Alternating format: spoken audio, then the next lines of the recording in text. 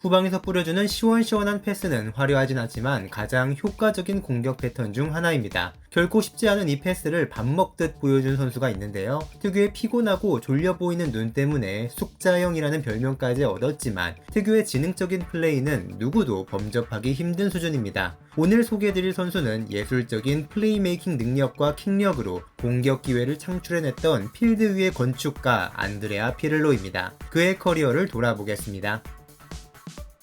피를로는 1979년 이탈리아의 브레시아주 플레로에서 태어났습니다. 그는 아버지가 두 개의 제철소를 세웠을 만큼 넉넉한 가정에서 자랐는데요. 형 이반 피를로와 함께 해안가에서 공을 차고 놀며 축구를 배웠고 지코, 미셸 플라티니, 로베르토 바조의 플레이를 보며 연구하는 게 취미였다고 하죠. 축구를 취미로 하기엔 실력이 워낙 출중해서 아버지의 사업을 물려받지 않고 축구 선수가 되는 길을 택했습니다. 플레로 유스팀에 들어가 커리어를 시작했는데 또래 아이들에 비해 축구를 너무 잘해서 이를 시샘한 친구들이 피를로를 왕따시키기도 했다고 하네요. 그만큼 천재적인 재능을 보인 피를로는 1994년에 브레시아 칼치오의 유스팀에 입단할 수 있었고 94-95 시즌 말에는 AC 레자나와의 경기에서 교체 투입되며 프로 무대 데뷔전을 치렀습니다. 16살의 나이로 당시 세리에 A 최연소 출장 선수 기록을 갈아치운 것이죠. 96-97 시즌부터 더 본격적으로 팀의 1군에서 활약하기 시작했고 98-99 시즌 인테르의 지휘봉을 잡은 루체스쿠 감독이 피를로를 인테르로 데려왔습니다. 하지만 현재 알레띠의 감독인 디에고 시메오네, 당대 세리에 A 최고의 박스투박스 미드필더로 평가받던 아론 빈터르 등을 밀어내기란 쉽지 않았죠.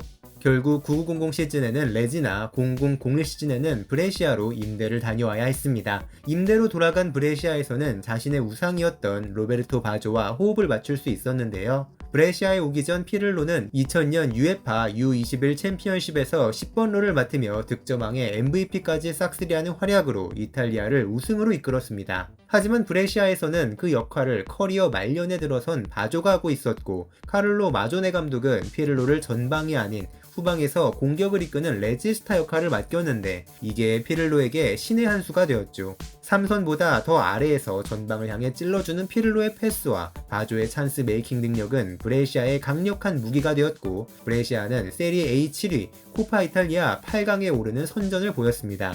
그럼에도 임대 후 복귀한 인테르에서는 즉시 전력감이 아니라고 판단돼 01-02 시즌을 앞두고 팀의 최대 라이벌 AC 밀란으로 이적했는데요. 전반기에는 벤치에만 머무르는 시간이 많았으나 시즌 중반 안첼로티가 부임하며 조금씩 기회를 받기 시작합니다.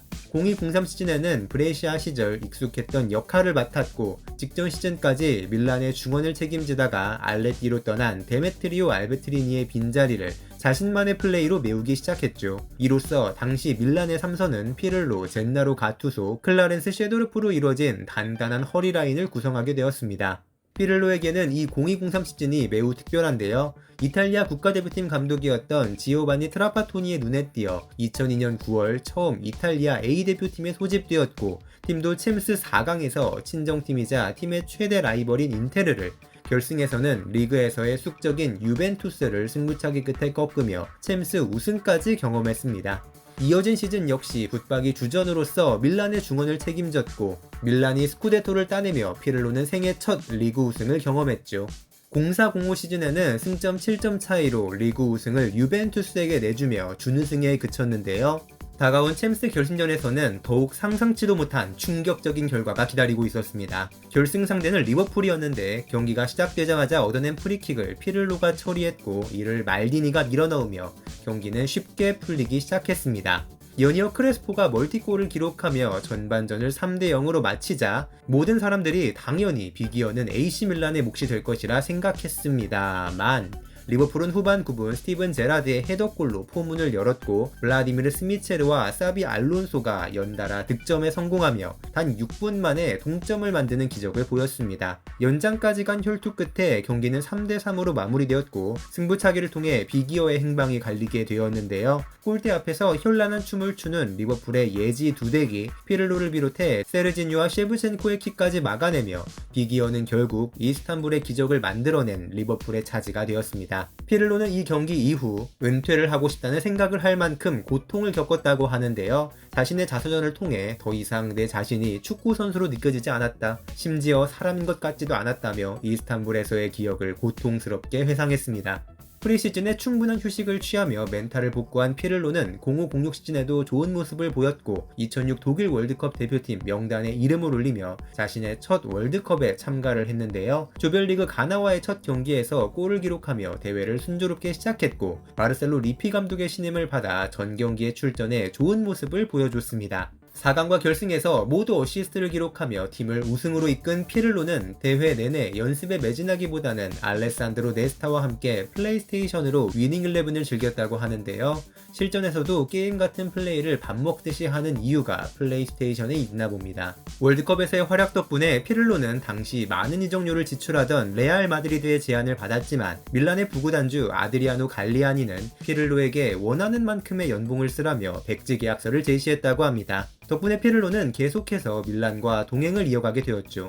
06-07 시즌은 리그 4위에 머물렀지만 챔피언스 리그에서 순항했고 바이에른 뮌헨과 맨유라는 막강한 팀들을 물리치고 또다시 결승에 진출했는데요. 상대는 공교롭게도 2년 전 피를로에게 엄청난 고통을 주었던 리버풀이었습니다. 중요한 경기들마다 빛을 발했던 피를로의 킥은 이 경기에서도 필리포 인자기의 선제골을 어시스트했고 팀의 2대1 승리에 크게 기여했습니다. 이스탄불에서의 수모를 완벽히 복수하며 밀란에서의 두 번째 빅이어를 들어올렸죠. 클럽 월드컵에서도 아르헨티나의 강호 보카 주니어스를 4대2로 꺾으며 우승을 차지했습니다.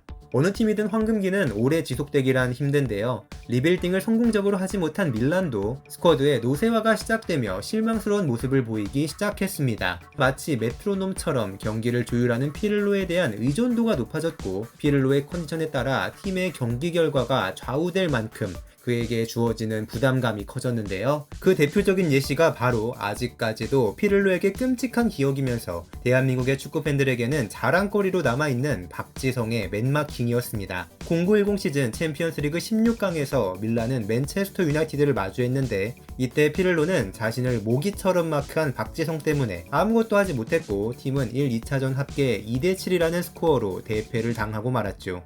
이후로 자주 박지성을 가장 까다로웠던 상대로 언급해왔던 피를로는 최근 유로 2022 진행 중이던 한 방송에서도 잉글랜드의 칼빈 필립스를 어떻게 막아야 하냐라는 질문에 박지성을 붙이면 꼼짝 못할 것이다 라고 답하기도 했습니다.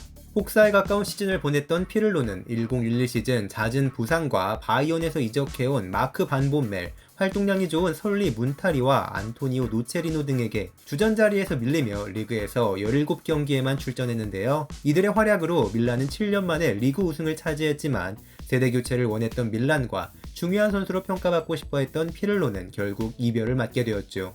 11-12 시즌 유벤투스로 이적한 피를로는 곧바로 팀의 핵심이 되었습니다. 당시 감독이었던 안토니오 콘테는 주로 4-3-3 포메이션을 사용했는데 피를로와 함께 활동량이 좋은 아르투르 비달과 수비력을 갖춘 클라우디오 마르키시오에게 중원을 맡겼죠. 경고 누적으로 인해 결장한 14라운드를 제외하면 피를로는 전경기 출전했고 리그 도움왕을 차지한 그의 활약에 힘입어 유벤투스는 클럽 역사상 최초로 무패 우승을 달성했습니다. 세리에 A 올해의 선수도 차지하며 밀란에서의 마지막 시즌을 잊게 만들 정도로 화려하게 부활했죠. 대표팀에서도 피를로의 활약은 이어졌습니다. 유로 2012 전경기에 풀타임 출전했고 특히 잉글랜드와의 8강 경기에서는 역시 피를로는 다르다라는 장면을 만들어냈죠. 승부차기 세 번째 키커로 나온 피를로는 킥 직전까지 어느 방향으로 처리할지 정하지 못했는데요. 상대 키퍼 조 하트가 몸을 움직이는 것을 보고 빠르게 판단해 감각적인 파넨카 킥을 성공시켰습니다.